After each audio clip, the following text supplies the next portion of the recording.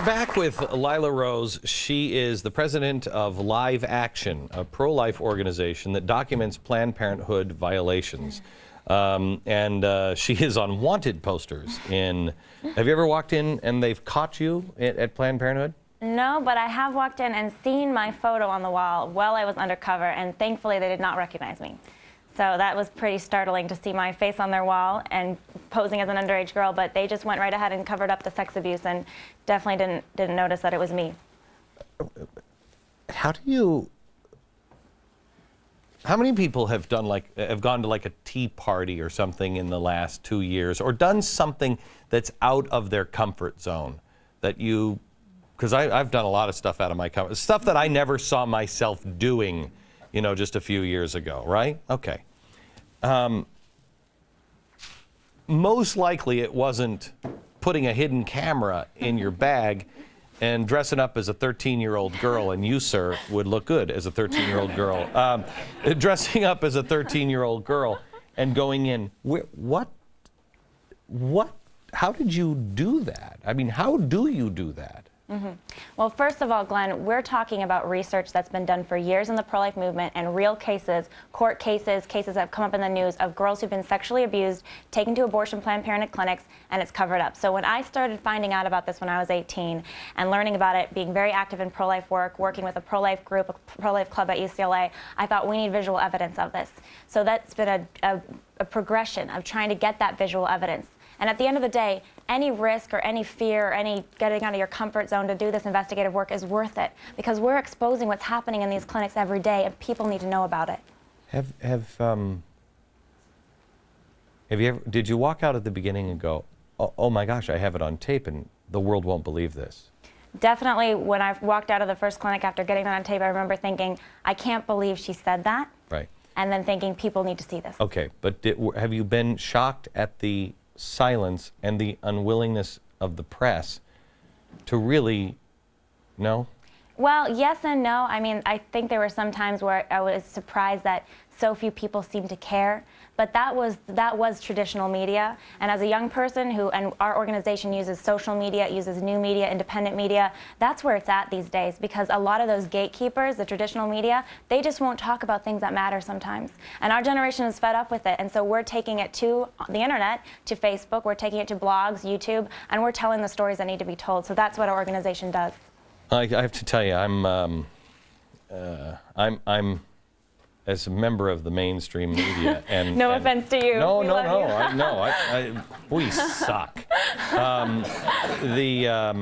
Even on this network, which is the only network that would do an hour on this, I wonder what the ratings will be like. I wonder what the pushback will be like, not in the building, but outside of the building, because nobody wants to talk about it. Nobody wants to know. They want to look away. Yeah, I said to somebody who actually was the designer of the rendition project, and I disagree with rendition. If you're going to torture somebody, have the cojones to torture them yourself in your name.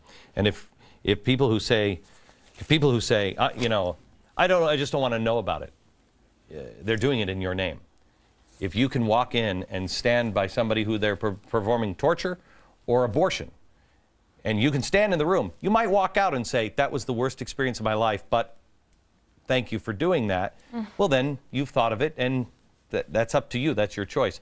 But to say, I don't even want to think about it, I don't care what they do, that's what leads to mass murder, because people don't pay attention. Back in just a second.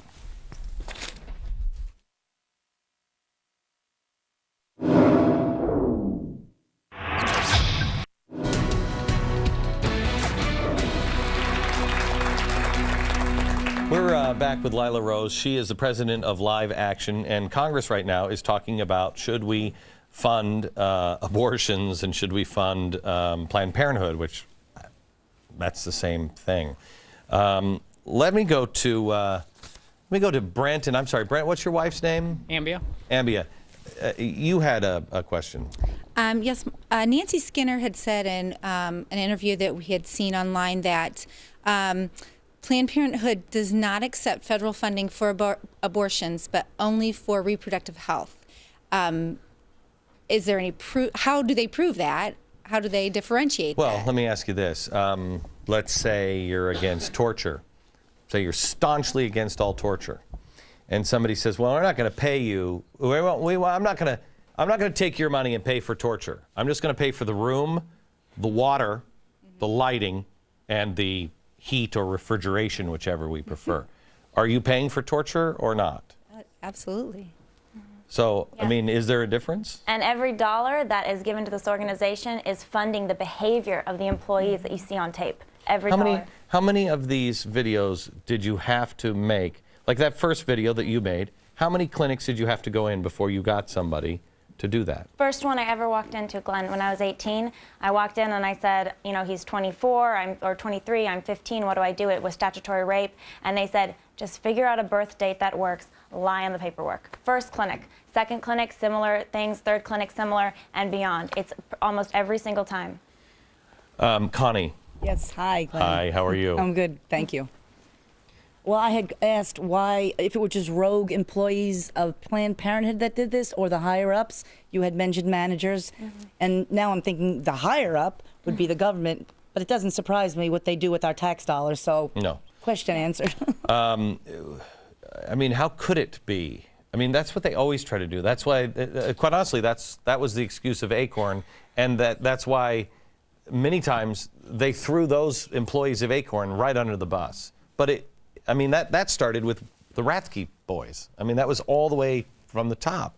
Have you ever caught a head person? Well, managers, practitioners, you know, the top nurse. But beyond that, we've seen top-level executives like the vice president executive, Stuart Shearer, saying that the behavior on the tape is professional, saying that this is professional care, that they're providing all the options to the pimp about how he can sell the girls on the street, etc. That's Well, if you define professional as doing something for money, yes, it is professional.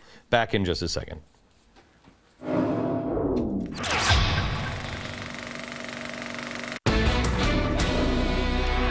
Nels Robinson is from Montana. He says he is a conservative and a constitutionalist, but I'm having I have a hard issue with the aspect of like a rape case or violence, something like that. As a conservative, what other conservatives feel about, you know, abortion in that case. So you're kind of with me that you are so strong on this, except you get fuzzy when it, right? Yes. And most people are like that. How do you answer that? Let's take a crack at that. So first of all, I want to talk about my friend Rebecca. And she's a pro-life speaker, and she was the victim, the product of a rape. But she's just as much a human being as you or I are. So that the first thing there is that the unborn children that are conceived by violence of the rape, that is not their fault. That's the fault of their father, who's a criminal who needs to be put behind bars, etc. But the other aspect here is the solution to the pain of a rape or incest victim an abortion? Is abortion something that they're going to, 10, 15, 20 years later, going to be happy that it happened to them? Is that going to take away the suffering of their rape? And I think you'll talk to rape victims and the ones that have bravely chosen to go through with the pregnancy and give that child a chance, and they're not going to say, oh, I wish I'd had an abortion. They're going to say, wow, that was a redemptive part of this suffering. That was something that helped to redeem it. But abortion adds more violence to that violent act of rape. I will tell you another argument. Another argument for it would be, well, he's got the genes. You know, that child's got the genes of a rapist. And that goes back to eugenics. That goes back to the argument, well, you got to get rid of them because they're imbeciles or they're criminals, and they'll always be criminals. And as Oliver Wendell Holmes said, you know, isn't 3 generations of imbeciles enough? Does that help at all? That helps. Let me leave you with one more story, and we'll do that next.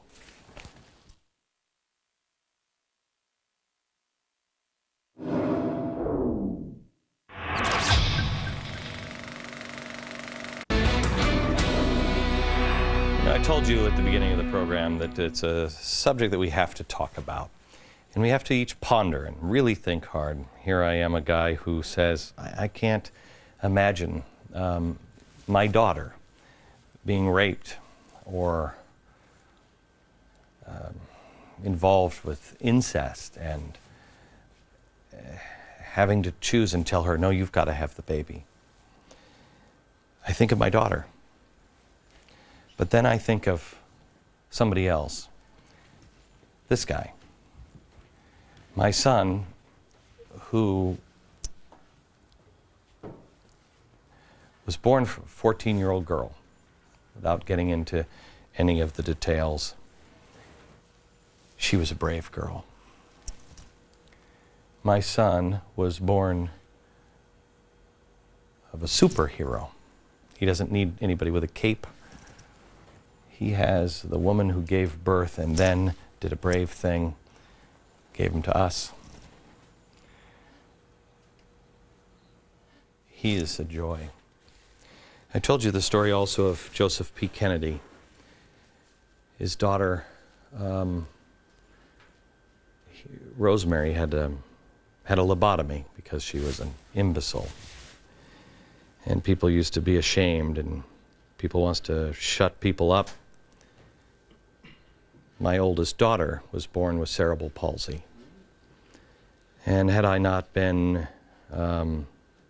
wise, had they given me a choice, I probably, at my age at that time, would have said, oh, well, it won't be any quality of life.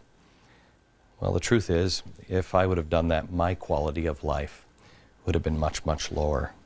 I've learned more from her and from him than any professor I could have ever had. From New York, good night, America.